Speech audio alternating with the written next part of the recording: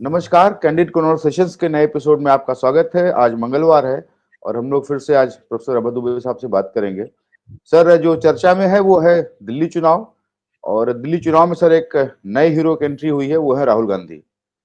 राहुल गांधी जी कल उन्होंने सीलमपुर में रैली की और उन्होंने जिस तरीके से अरविंद केजरीवाल जी के ऊपर डायरेक्ट हमला बोला और मतलब कि उनको मोदी के साथ खड़ा किया कि ये लोग जाति जनगणना नहीं चाहते, ये लोग दलितों का भला नहीं चाहते हैं। और दो परिवर्तन सर दिखे। वहां की पॉलिटिक्स बहुत ही लोकलाइज्ड है, इशू बेस्ड है कि बिजली फ्री, पानी फ्री, बस यात्रा फ्री क्या नहीं फ्री, स्वास्थ्य सेवाएं क्या क्या होंगी, मोहल्ला क्लिनिक कितने खुलेंगे। लेकिन राहुल गांधी उसको कुछ नेशनल मुद्दों से जोड़ रहे हैं कि जाति जनगणना, आरक्षण की सीमा बढ़ा देंगे, अल्पसंख्यकों के साथ अन्याय होता है। लेकिन जो सर मेरा सवाल है कि राहुल गांधी जिस तरीके से हमला कर रहे हैं, वो क्या पुरानी दुश्मनी जो कांग्रेस आम आदमी पार्टी की है वो सामने आ रही है, या ये एक सिर्फ चुनावी कंपल्शन है कि चुनाव में गाली देनी ही देनी है तो वो देना है, या वो पहली बार क्योंकि कांग्रेस हमलावर है आम आदमी पार्टी। अब तक आम आदमी पार्टी कांग्रेस को चोर बेईमान कहती थी, अब ये लोग कहते हैं कि लोग झूठे हैं, वादे नहीं पूरे करते हैं। तो इसको सर जरा हमें समझाएं। देखिए, राहुल गांधी की राजनीति पे अगर आप गौर करें, लोकसभा चुनाव के बाद की राजनीति, लोकसभा चुनाव की राजनीति पे हम लोग बहुत बार चर्चा कर चुके हैं, लेकिन लोकसभा चुनाव के बाद की राजनीति पे गौर करें तो वो मुझे लगता है कि उनका बड़ा प्रतिबद्ध किस्म का फोकस 2029 के ऊपर है। वो सिर्फ वहीं पे निगाह उनकी है। उनको बहुत कम दिलचस्पी है राज्यों के चुनाव में। देखिए, 2029 के चुनाव पे फोकस करना ये अच्छी बात है। मेरे ख्याल से भाजपा का भी 2029 के चुनाव फोकस है। बहुत सारे निर्णय भारतीय जनता पार्टी 2029 के चुनाव को ध्यान में रख के लेती है, भले ही राज्यों के चुनाव में उसे कोई दिक्कत हो। जैसे बिहार में नीतीश कुमार को लगातार अपने साथ रखना। ये नरेंद्र मोदी का मानना यह है कि अगर हमने विधानसभा चुनाव में बिहार प्रदेश भाजपा की बातों को मानकर नीतीश कुमार से झगड़ा कर लिया तो हमको 2029 के लोकसभा चुनाव में दिक्कत होगी। इसलिए वो ऐसी स्थिति चाहते हैं कि दोनों चुनावों में फायदा हो, ऐसी रणनीति अपनाई जाए। तो राहुल गांधी के लिए भी ये बात सही है, लेकिन भाजपा की खूबी ये है कि वो लोकसभा में फोकस करते हुए राज्यों के चुनाव भी बहुत अच्छे तरीके से लड़ती है। कभी कभी हार जाती है, ज्यादातर जीतती है, लेकिन इसके बावजूद भी ये नहीं होता है कि भाई उसने कहीं कोशिश नहीं की। अब दिल्ली ऐसे राज्य में भी देखिए भारतीय जनता पार्टी क्या कर रही है। भारतीय जनता पार्टी के पास चेहरा नहीं है, नैरेटिव की भी समस्या है, और जो भ्रष्टाचार के आरोप हैं वो आमतौर पर लोग कहते हैं कि तो जो राजनीति प्रेरित चीजें हैं, सब आमतौर पर मतदाताओं की उसके बारे में यही राय है जो कि कई सर्वे में निकल के आ चुकी है। लेकिन भाजपा इन सब बातों से बिना निराश हुए उसने अपने 14 नेताओं को नियुक्त किया है और उनके बीच में 70 सीटें बांट दी हैं। ये 14 नेता भाजपा दिल्ली के बाहर के हैं, इसमें पूर्व केंद्रीय मंत्री हैं, पोखरियाल निशंक हैं, वगैरह वगैरह बहुत से लोग हैं। वो 14 नेताओं को दिल्ली में सीटें बांट दी हैं कि आपकी जिम्मेदारी है कि इन सीटों पे आप सुपरविजन करें, देखें क्या दिक्कत है वगैरह। तो वो उसका एक तरीका है, वो अपने तरीके के हिसाब से व्यवस्थित तरीके से चुनाव लड़ रही है। अब आप कांग्रेस पे आइए। देश में दो ही राष्ट्रीय पार्टियां हैं, कांग्रेस और भारतीय जनता पार्टी। कांग्रेस में जो मुख्य नेता है कांग्रेस का, राहुल गांधी, उसका फोकस है 2029 पर, लेकिन राज्यों के चुनाव वो ठीक से नहीं लड़ रहे हैं। ना उन्होंने हरियाणा का चुनाव उतनी खूबी के साथ लड़ा जो उनसे उम्मीद थी। महाराष्ट्र के चुनाव में भी उन्होंने लाली दिखाई, और मेरा मानना है कि दिल्ली के चुनाव में भी उनका रवैया बहुत ही ढीला ढाला है कांग्रेस आला कमान का। जब दिल्ली चुनाव बहुत दिनों से गर्मी पे है, लेकिन राहुल गांधी वियतनाम में छुट्टियां मना रहे थे, मल्लिकार्जुन खड़गे जैसे मौन व्रत रखा हुआ हो, वो बोल ही नहीं रहे थे कुछ। अभी भी नहीं बोल रहे हैं, अभी किसी और विषय पे बोले हैं। लेकिन दिल्ली चुनाव के ऊपर जो कांग्रेस का राष्ट्रीय अध्यक्ष है वो कुछ बोल ही नहीं रहा है। और एक तरह से अजय माकन ही दिल्ली चुनाव के संदर्भ में एक आला कमान है। वो जो चाहते हैं वो कर रहे हैं, जो जिस भाषा का इस्तेमाल करना चाहते हैं वो कर रहे हैं। और दिल्ली में कांग्रेस बहुत ही इस तरह से चुनाव लड़ रही है, लगता नहीं है कि कांग्रेस 4.25% वोटों को इस स्तर तक बढ़ा पाएगी कि उसकी स्वतंत्र पहलकदमी हो।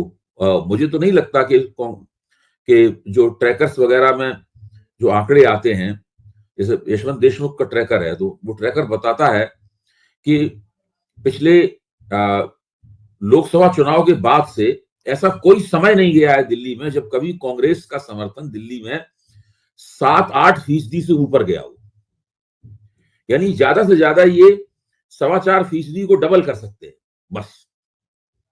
और ये डबल करेंगे तो फिर आम आदमी पार्टी को कोई नुकसान नहीं पहुंचा पाएंगे, नहीं सर, उल्टे भाजपा को नुकसान पहुंचा देंगे। मैं उस पर आऊंगा अगर आप पूछेंगे तो। जी मैं एक सर छोटा सवाल जोड़ दूं, क्या ये आम आदमी पार्टी के लिए आदर्श स्थिति बन रही है कि अगर कोई उनका कोई एंटी इनकम्बेंसी वोट है तो वो वेंट हो जाए कांग्रेस की तरफ, थोड़ा बहुत वोट नहीं, बिल्कुल मैं बिल्कुल आपकी इस बात पे आ रहा हूं। आपने बिल्कुल सही सवाल पूछा। देखिए, जो यशवंत देशमुख का ट्रैकर है बड़ा दिलचस्प है, निगाह रखनी चाहिए। लगातार एक चीज चलती रहती है, आंकड़े सवाल पूछे जाते रहते हैं। उन्होंने 2 सवाल पूछे दिल्ली की जनता से। एक सवाल तो उन्होंने ये पूछा उस ट्रैकर में कि भाई इस सरकार को रहना चाहिए या नहीं रहना चाहिए। दूसरा सवाल ये पूछा कि कौन आपके लिए सबसे मुख्यमंत्री पद के लिए सबसे आपका उपयुक्त चेहरा, प्राथमिकता वाला चेहरा कौन सा है। तो पहले सवाल के जवाब में 100 में करीब 49-50 लोगों ने कहा कि ये सरकार के बने रहने के पक्ष में है, और 47 लोगों ने कहा कि सरकार जानी चाहिए, हम सरकार के खिलाफ वोट करेंगे। लेकिन वो 47 लोग जो हैं वो किसी एक ध्रुव पे वोट नहीं करेंगे। वो 47 लोग 2 हिस्सों में बट जाएंगे। बड़ा हिस्सा उसमें भाजपा के साथ जाएगा और छोटा हिस्सा कांग्रेस के साथ जाएगा। अगर कांग्रेस 8% से ज्यादा 14-15% और 20% की तरफ जाएगी तो वो न केवल एंटी इनकम्बेंसी के जो वोट है 47% वाले, इसमें हिस्सा बांट करेगी, बल्कि वो आम आदमी पार्टी के वो 50% वाले वोटों में से भी कुछ खींचेगी। वहां नुकसान होगा आम आदमी पार्टी को। यहां तो केवल वो एंटी इनकम्बेंसी के वोटों का बंटवारा कर देगी कांग्रेस। तो उससे क्या होगा कि आम आदमी पार्टी के खिलाफ जो नाराजगी है वो नाराजगी बिखर जाएगी, वो 2 हिस्सों में बढ़ जाएगी। और उससे जो 3% का दोनों में फासला दिख रहा है वो फासला दरअसल और बढ़ जाएगा। वो 10% तक वो फासला बढ़ के पहुंच सकता है। पिछली बार 15% का फासला था भाजपा और आम आदमी पार्टी के बीच में। दूसरा सवाल उनसे पूछा गया कि भाई मुख्यमंत्री किसको बनाना चाहते हैं, तो उसके अंदर तो बिल्कुल मामला एक तरफा है। 47% लोग कह रहे हैं कि अरविंद केजरीवाल को बनाना चाहते हैं मुख्यमंत्री। अजय माकन को केवल 2% लोग कह रहे हैं। भाजपा के मुख्यमंत्री को केवल 15-16% नंबर मिल रहे हैं। तो कोई मुकाबला ही नहीं है कोई किसी किस्म का। जी, तो ये चीज जो है वो आम आदमी पार्टी के पक्ष में झुकी हुई है, और भाजपा कोशिश कर रही है अपनी तरफ से कि इस चीज को, इसमें कुछ कमी करे, कुछ अपना बढ़ाए उसमें। लेकिन अभी जो संकेत मिल रहे हैं उन संकेतों से नहीं लगता कि इसके अंदर कोई बड़ा रेडिकल परिवर्तन दिखाई पड़ेगा हम लोगों को अगले 15 दिन में। नहीं सर, मैं ये पूछ रहा था कि ये जो अभी स्थिति है, जो कांग्रेस जिस तरीके से हमलावर है डायरेक्टली अरविंद केजरीवाल के ऊपर, ये अभी सिर्फ कंडीशनल है, इस चुनाव तक है, और बाद में स्थिति सुधर जाएगी, लोकसभा चुनाव में फिर से इंडिया गठबंधन में एक तरफ आ जाएगी। वो तो बिल्कुल, देखिए इसमें एक टीवी की बड़ी दिलचस्प बहस में मैंने भाग लिया था। इसमें सभी इंडिया गठबंधन की जो पार्टियां हैं उनके प्रवक्ता थे। समाजवादी पार्टी के प्रवक्ता थे, राष्ट्रीय जनता दल के प्रवक्ता थे, उद्धव ठाकरे की शिवसेना के प्रवक्ता थे, सबके प्रवक्ता थे। और जितने भी इंडिया गठबंधन के, इन सब लोगों ने अरविंद केजरीवाल को समर्थन दे रखा। वो सब बड़ा उनका दिमाग मुझे साफ लगा। वो साफ कह रहे थे कि लोकसभा चुनाव के लिए इंडिया गठबंधन मुख्य तौर पर बना है। राज्यों में तो जो राज्यों का नेता है जो भाजपा को हरा सकता है वो हमारा नेता है। बंगाल में ममता दीदी हमारी नेता है, उत्तर प्रदेश में अखिलेश नेता है, बिहार में तेजस्वी नेता है, दिल्ली में अरविंद नेता है। वो यही सब बात वो लोग बोल रहे थे। और जैसे लोकसभा चुनाव नजदीक आएगा वैसे वैसे वो राहुल गांधी, वो जैसे कि उद्धव ठाकरे की शिवसेना के जो प्रवक्ता थे किशोर तिवारी, वो साफ कह रहे थे कि भाई लोकसभा में राहुल गांधी हमारे नेता है लोकसभा चुनाव के लिए। तो ये सबकी मानसिकता है। आप देखिए कि अजय माकन की नेतृत्व में कांग्रेस बहुत गाली गलौज कर रही है आम आदमी पार्टी को, लेकिन आम आदमी पार्टी उस तरीके से कांग्रेस के साथ गाली गलौज जवाब दे रही है उनकी बात का। ये भी कह रही है कि आप ये सब बदतमीजी बंद कीजिए, और ये भी कह रही है कि भाई कांग्रेस आला कमान इस पर चुप क्यों है, इस बदतमीजी पे। लेकिन ऐसा नहीं है कि उसने बदल के कांग्रेस को उसी प्रकार की गाली गलौज की हो। तो वो सोच रहे हैं कि ये विधानसभा चुनाव के बाद में अंततः तो फिर आम आदमी पार्टी 2 विधानसभाओं में चुनाव मजबूत है, पंजाब में और दिल्ली में। तो अभी तो पंजाब में चुनाव है नहीं, तो उसे इंडिया गठबंधन में ही रह के काम करना होगा। अब अखिलेश जो है जो भी कदम उठाएं, अभी दिल्ली में उन्होंने आम आदमी पार्टी को सपोर्ट किया है, लेकिन साफ तौर पर उन्होंने कहा है कि इंडिया गठबंधन मजबूत है और वो बाकायदा कायम है। तो भले ही मीडिया में इस प्रकार की कयासबाजी चलती रहेगी, इंडिया गठबंधन ढीला हो गया है, खत्म हो गया है, लेकिन जो क्षेत्रीय शक्तियां हैं, जो इंडिया गठबंधन की चालक शक्ति हैं, ड्राइविंग फोर्स हैं, उनका दिमाग इस मामले में साफ है कि कब हमें क्या करना है। सर मैं यूपी वाले उस पे राजनीति पे अभी आऊंगा। एक मेरा आखिरी सवाल दिल्ली चुनाव पे है कि कांग्रेस ने जो फोकस किया या जो कल उन्होंने रैली की जगह चुनी वो भी सीलमपुर चुनी। ठीक बात है कि अगर वो 8, 10, 11, 12% तक वोट पूरी दिल्ली से ले आती है कांग्रेस, तो उससे आम आदमी पार्टी को कोई बहुत फर्क नहीं पड़ेगा, इनफैक्ट फायदा ही होगा। लेकिन जो वो आबादी जहाँ पे कि घने गरीब हैं या दलित है या यूपी के लोग हैं या बिहार के लोग हैं या मुस्लिम है आबादी है, वहां पे अगर कांग्रेस 20-25% वोट ले आती है, क्योंकि फोकस राहुल गांधी का वही बाबा जय भीम, वहां पे उन्होंने रैली का नाम भी दिया था आपने, वही वो संविधान की बात कर रहे हैं, वो कुछ ऐसा तो नहीं है कि वहां पे कुछ ज्यादा वोट काट ले और साउथ दिल्ली या जो मिडिल क्लास है वो तो भाजपा के साथ रहेगा, वहां नुकसान हो आम आदमी पार्टी को? देखिए, चुनाव में हो तो सब कुछ सकता है, ये कोई नहीं दावा कर सकता कि साहब ये चीज नहीं हो सकती है या ये चीज होके रहेगी। इस प्रकार की दावेदारी करना अगर हम लोग करते हैं तो हम लोग राजनीतिक समीक्षक के तौर पर अनाधिकार चेष्टा करते हुए नजर आएंगे। लेकिन जो कांग्रेस का जिस तरह का संगठन है, जिस तरह का कांग्रेस का नेतृत्व है, अब देखिए दिल्ली में कांग्रेस के पास कोई नेतृत्व है नहीं। अजय माकन तो अपना चुनाव भी नहीं जीत सकते। वो तो एक जैसे कहते हैं नहीं कि वो दफ्तरी किस्म के नेता हैं, मतलब एक दफ्तर बना दिया जाए, उसका उन्हें इंचार्ज बना दिया जाए तो उसमें वो काम ठीक करते रहे। दफ्तरी नेता है वो, जन नेता नहीं है। जनता में उनके जाने से कोई लहर नहीं पैदा होती। उनकी कोई लोकप्रिय, बता रहे 2% लोग कहते हैं भाई अजय माकन भी मुख्यमंत्री बन सकते हैं। तो हो तो कुछ भी सकता है। और कांग्रेस सीलमपुर जैसे इलाकों में राजनीति करके ही दिल्ली में उसने 3 बार भाजपा को चुनाव हराया। ये भी सही बात है। क्या सवाल ये है कि गरीब इलाके फिर कांग्रेस की तरफ जाएंगे? क्या ऐसा होगा कि एक खास गरीब इलाके में कांग्रेस को ज्यादा वोट मिल जाएगा और दूसरे गरीब इलाकों में कांग्रेस को उतना वोट नहीं मिलेगा? अब जैसे कल एक आंकड़ा निकल के आया कि जो झुग्गी झोपड़ी वाले इलाके हैं उसमें पहले 2015 के चुनाव में करीब 60% की करीब वोट आम आदमी पार्टी को मिला था। लेकिन 2020 के चुनाव में 5% वोट गिर गया, वो भाजपा का वोट बढ़ गया। कांग्रेस का तो बढ़ा नहीं, भाजपा का वोट बढ़ गया। अब भाजपा फिर वहां पे कोशिश कर रही है। तो मैदान में 3 खिलाड़ी हैं और अगर कांग्रेस का वोट 10% से देखिए ऊपर गया, मैं तो बिल्कुल इस मामले में मुझे पक्का यकीन है अपने इस विश्लेषण पे, कांग्रेस का वोट अगर 10% से ऊपर गया तो जितना ऊपर जाएगा 10% से उतना भारतीय जनता पार्टी को लाभ होगा।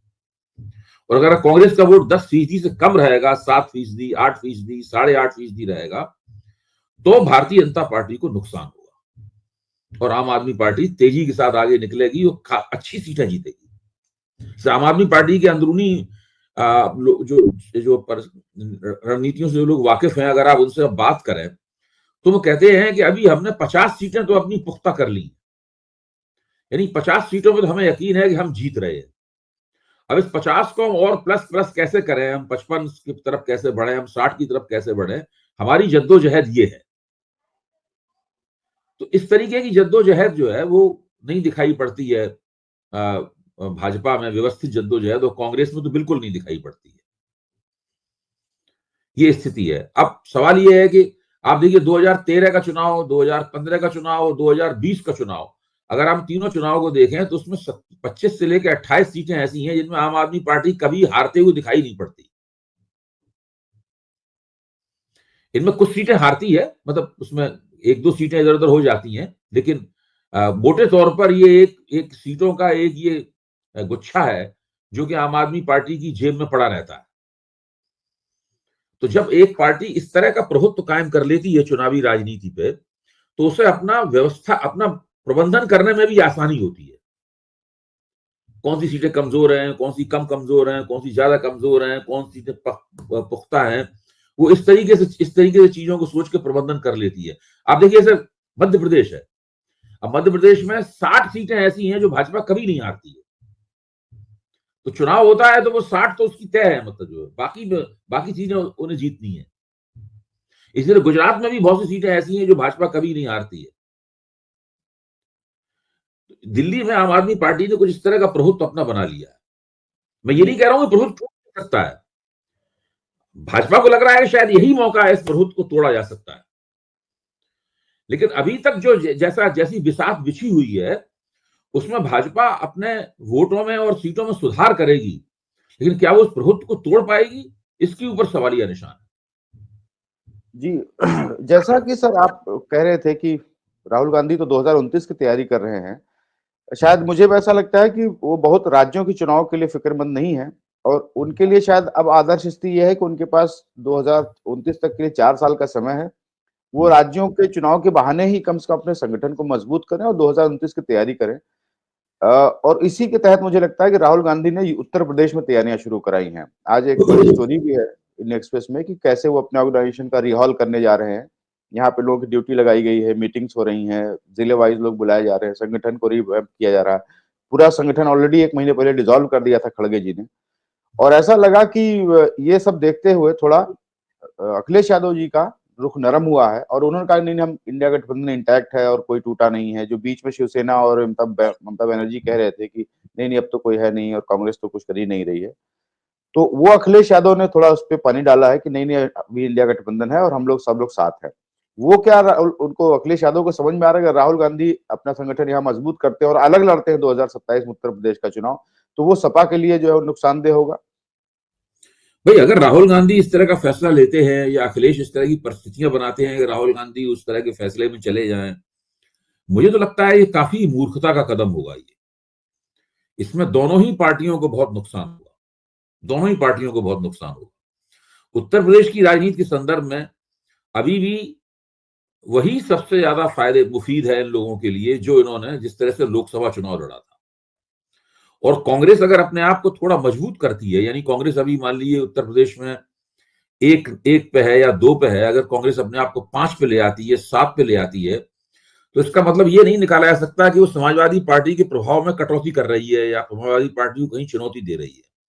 अभी भी कांग्रेस की भूमिका कॉम्प्लीमेंट्री है, आनुषंगिक है उत्तर प्रदेश में। लेकिन उसका जो कॉम्प्लीमेंट्रीनेस है कांग्रेस की, जो आनुषंगिकता है, वो महत्वपूर्ण है समाजवादी पार्टी के लिए। और खुद अखिलेश भी इस बात को समझते हैं, इसलिए वो इस बात को बीच बीच में कहते भी रहते हैं। देखिए वो जो गठजोड़ था, जो जिसने एक ऐतिहासिक सफलता प्राप्त की लोकसभा चुनाव में, उस गठजोड़ में कई ऐसी खूबियां थी कि उन खूबियों को मजबूत करने से ही आगे इन दोनों का काम चलेगा। शायद कांग्रेस ने 6 सीटें जीती थी ना उत्तर प्रदेश में। हाँ, कांग्रेस ने 6 सीटें जीती थी। हो सकता है कांग्रेस 6 की बजाय 8 सीटें जीतने की स्थिति में आ जाए, हो सकता है वो 10 सीटें जीतने की स्थिति में आ जाए। ये तो हो सकता है कि जब सीटों का बंटवारा होगा लोकसभा के लिए या भी विधानसभा चुनाव, भी दोनों को मिलकर लड़ना चाहिए। विधानसभा चुनाव में भी गठजोड़ करके ही लड़ना चाहिए, तभी फायदा होगा उनको, क्योंकि भाजपा को अकेले विधानसभा चुनाव में हराना इन लोगों समाजवादी पार्टी के लिए मुश्किल है। ओबीसी की एकता बनाए रखें, दलित और मुसलमान वोटों को कांग्रेस के साथ मिलने से उनका ध्रुवीकरण होता रहे, और दलित वोट जो हैं वो कांग्रेस के जरिए समाजवादी पार्टी के उम्मीदवारों को भी मिले। ये है एक ब्रॉड फार्मूला जिसके आधार पर उन्होंने चुनाव लड़ा था। और इससे क्या होता है कि जो एक तीसरा बड़ा खिलाड़ी है उत्तर प्रदेश में, बहुजन समाज पार्टी, उसका महत्व बहुत कम हो जाता है। अब इसमें देखना पड़ेगा कि मायावती क्या भूमिका निभाती हैं। मायावती की भूमिका तो कच्ची पक्की रहती है आजकल, कभी कभी कुछ मुंह दिखाने के लिए भाजपा के खिलाफ बोल देती हैं आमतौर पर। जी नहीं सर, मैं ये कह रहा था कि उत्तर प्रदेश में जैसे ही गठबंधन होता है समाजवादी पार्टी और कांग्रेस का, तो कांग्रेस के जो भी 403 सीटों पे जो थोड़ा बहुत भी अगर कोई कार्यकर्ता संगठन नाम की चीज है, वो सबका जोश ठंडा हो जाता है, क्योंकि सबको लगता है कि अब सीट बंटवारे में कौन सी सीट आएगी नहीं आएगी, कांग्रेस क्या पकाएगी, 70-80 सीटें बहुत करेगी, पाएगी 403 में या शायद 50-60 ही पाए। पता नहीं किसको टिकट मिलेगा किसको नहीं मिलेगा, तो वो सारा उनका जोश ठंडा हो जाता है। लेकिन अगर कांग्रेस ये ऐलान कर दे कि हम अकेले लड़ेंगे 403 सीटों पर, तो एक बार तो कम से कम संगठन में टिकट मांगने वाले ही 403 सीटों पर इतने जाग जाएंगे कि कुछ तो कांग्रेस खड़ी हो जाएगी। अदरवाइज तो उसी अखिलेश देखिए, यादव ये की उन्हें प्रोसेस उन्हें अपनी रणनीति बनानी पड़ेगी। हर पार्टी में जो गठजोड़ में जाती है उसमें एक हिस्सा हमेशा होता है जो ये दावा करता है कि उन्हें अकेले लड़ना चाहिए। भाजपा में भी है। कहां भाजपा में ऐसे लोग नहीं है जो हर जगह कहते हैं अकेले लड़ना चाहिए, अकेले लड़ने से फायदा है, और अकेले लड़ने से हमें एक बार अपनी ताकत। भाई 2015 में भाजपा अकेले लड़ी थी बिहार में, बड़ा जोशो खरोश दिखाया उन्होंने, लेकिन बात आगे नहीं बढ़ी। वो कड़वा अनुभव जो है वो ये जिस तरह भाजपा आला कमान ने तय किया कि भाई बिहार में अब हम अकेले नहीं लड़ेंगे, उसी तरीके से कांग्रेस आला कमान को ये तय करना पड़ेगा कि भाई उत्तर प्रदेश में क्या हम अकेले लड़ेंगे। मुझे तो नहीं लगता कि अकेले लड़ने से ठीक है, अगर उनके कुछ लोग ये दावेदारी वगैरह करते रहे। आज कांग्रेस ऐसी स्थिति में नहीं है आज की तारीख में, और अपने आप में जो अपना कील कांटा थोड़ा दुरुस्त कर रहे हैं, उसका नवीकरण कर रहे हैं कांग्रेस को, उससे भी ऐसा कोई तुरंत कोई जादू की छड़ी नहीं है। वो नहीं, एक ऐसा कुछ नहीं प्रक्रिया है। है जो धीरे धीरे करके वो आगे बढ़ेंगे। देखिए, अगर वो अभी उत्तर प्रदेश में विधानसभा चुनाव समाजवादी पार्टी के साथ मिलकर लड़ते हैं, और अगर उनको उसमें कुछ फायदा होता है, दोनों मिलकर भाजपा को चुनाव हरा देते हैं प्रदेश में, तो ये एक बहुत बड़ी बात होगी।